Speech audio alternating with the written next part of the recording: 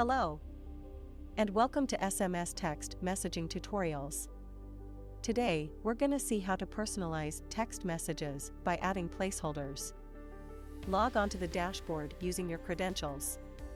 Click on Compose. Enter a broadcast name. This is for internal reference only.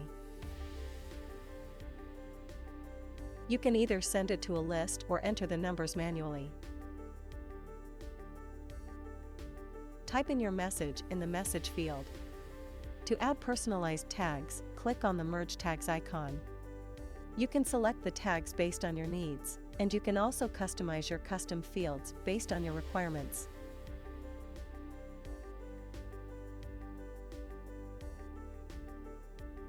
You can add as many tags as required.